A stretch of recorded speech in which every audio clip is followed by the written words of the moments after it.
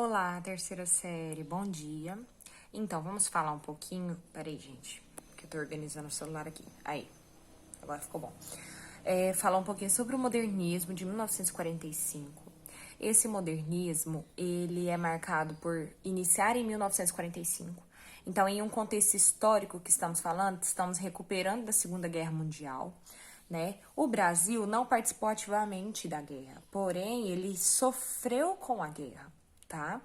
E aí a gente está vivendo uma realidade onde a população ela tá amedrontada diante de tudo que está vivendo, né? E trabalhando esse contexto, a literatura de 1945 vai falar um pouquinho sobre algumas características que buscam essa visão, contexto histórico e social, né, dentro da literatura, dentro do contexto artístico.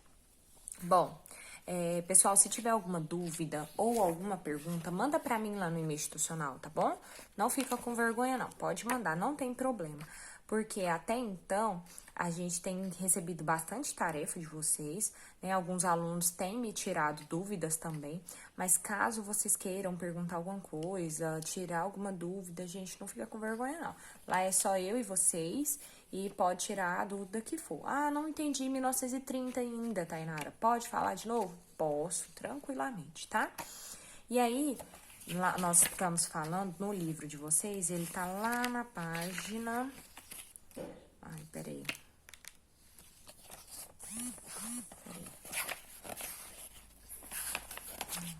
Eu tô na página errada aqui. Achei. Página 606, tá? Considerada como de 1945 até os dias atuais, chamada de literatura contemporânea, tá? Por que contemporânea? Porque ela trata de assuntos desde 1945 até os dias atuais. Lá na página 606, a gente tem uma introduçãozinha sobre a geração de 45, os autores principais, tá? Tá na 607, a gente tem falando um pouquinho sobre da Clarice, eu vou falar sobre ela também, tá bom? Nós temos lá na página 612, Guimarães Rosa, que tem uma obra vastíssima, muito cobrada em vestibular, que a gente vai trabalhar ela, vai trabalhar o filme dela, porque já tem o filme. É muito bacana, porque ele traz a obra assim na íntegra, tá? É muito bom mesmo, que é a obra Grande Sertão Veredas, tá bom? A gente vai trabalhar, tem ela na plataforma YouTube e eu não sei se tem no Netflix. Eu imagino que não, mas eu vou procurar um meio de uma plataforma pra gente poder trazer isso. Meninos, quem tiver aí também pode me ajudar, tá? Arthur, que sabe muito bem sobre internet. Fernando, se vocês encontrarem, meninos, me manda ele pra gente poder, todo mundo ter acesso à mesma obra. É o filme, tá? Grande Sertão Veredas. Quem quiser ir e encontrar e quiser me mandar, eu agradeço muito, que aí economiza o meu trabalho, né? Lá na página 616 eu também tenho um grande autor que é o João Cabral de Melo Neto, onde ele fala da obra maravilhosa que nós também vamos trabalhar porque cobra muito no vestibular, que é Morte e Vida Severina. Tá bom? Então essas duas obras serão trabalhadas assim muito afinco, assim também como Clarice Lispector, tá? Nós vamos trabalhar vários livros dela, principalmente o último, A Hora da Estrela, que é um dos mais famosos e que a gente conhece hoje na nossa literatura brasileira. Então, vamos lá. A literatura, ela de 1945, ela tem um destaque mais social e introspectivo. Social, porque nós estamos falando de um contexto histórico pós-Segunda Guerra Mundial, e introspectivo, porque ela vai trabalhar sentimentos que aparentemente são só meus, porém são sentimentos de um todo, tá? De toda uma sociedade. Vocês vão ver lá na página 609, no texto Os Laços de Família, onde a gente tem o conto, né, de Clarice Lispector, que ela fala sobre a ligação de mãe e filha, e que é um sentimento comum, não é um sentimento apenas introspectivo meu ou da autora. Não, é um sentimento de muitas pessoas que vivem essa realidade também, tá bom? Agora um contexto histórico mundial, vamos lá. Nós estamos passando pela Revolução Cubana, tá? Então a parte ali do Fidel e o Che Guevara tá acontecendo ali em Cuba. No Brasil nós estamos vendo o fim da ditadura de Vargas. Ditadura militar também, nós vamos ver o início da ditadura militar. Nós vamos ver lá na República Popular da China, Mao Tse Tung também, que vai estar acontecendo.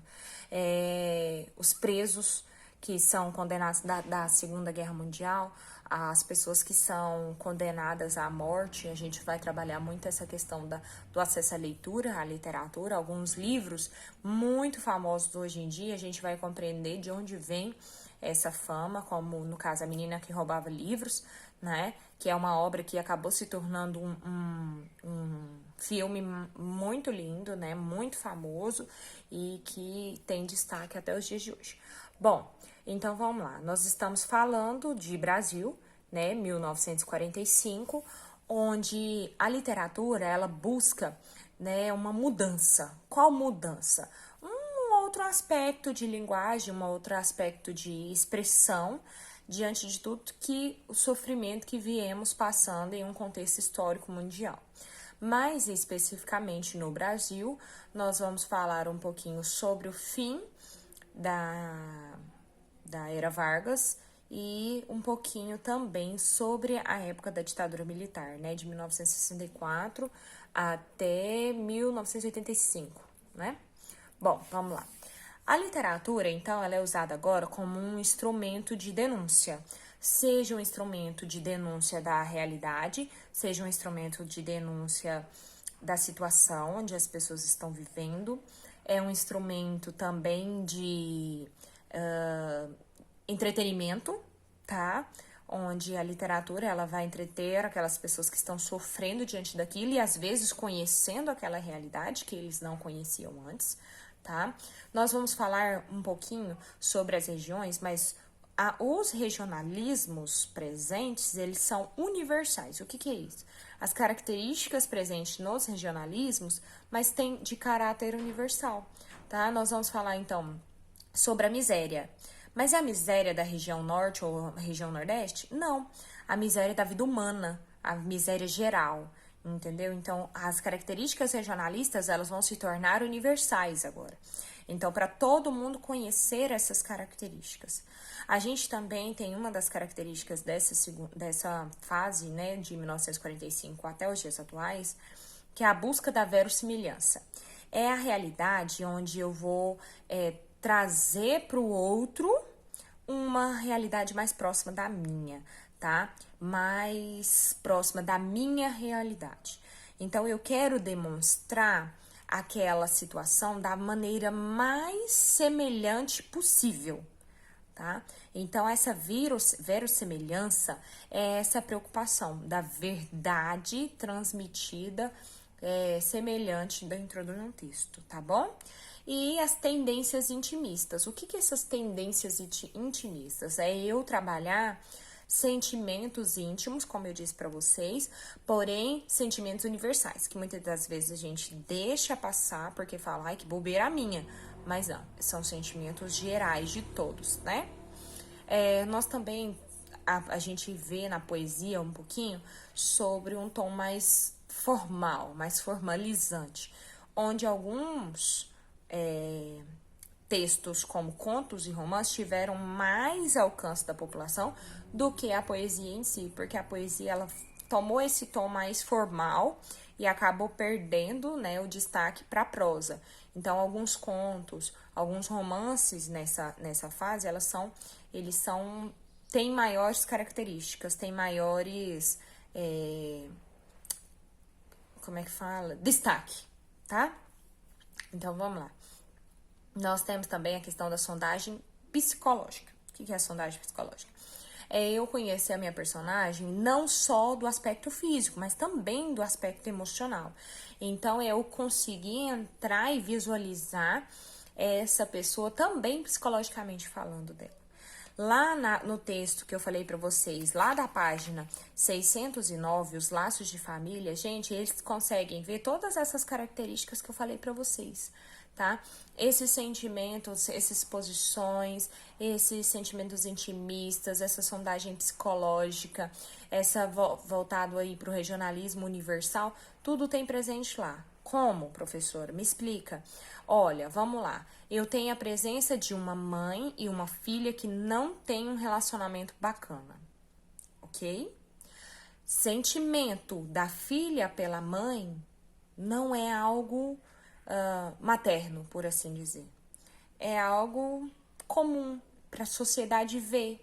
Então, eu sou assim com a minha mãe por causa da minha sociedade, porque eu sou julgada pela minha sociedade. A preocupação de não conseguir fazer a mesma coisa. Ou seja, eu vou mudar com meu filho.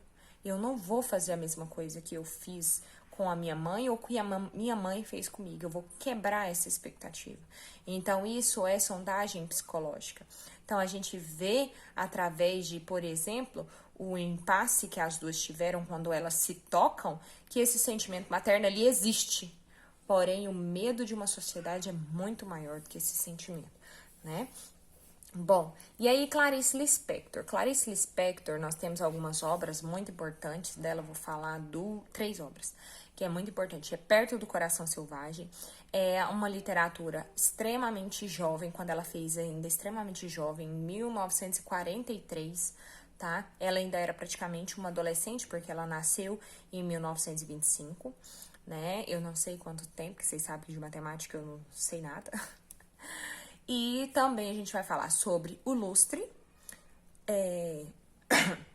desculpa, Laços de Família e A Hora da Estrela, tá? Que são obras que traduzem esse sentimento profundamente pessoal, subjetivo, introspectivo, mas que traz pra gente sentimentos e verdades muito importantes. Vou dividir esse vídeo em dois para não ficar muito longo, tá bom, meninos? Me aguardem no próximo vídeo.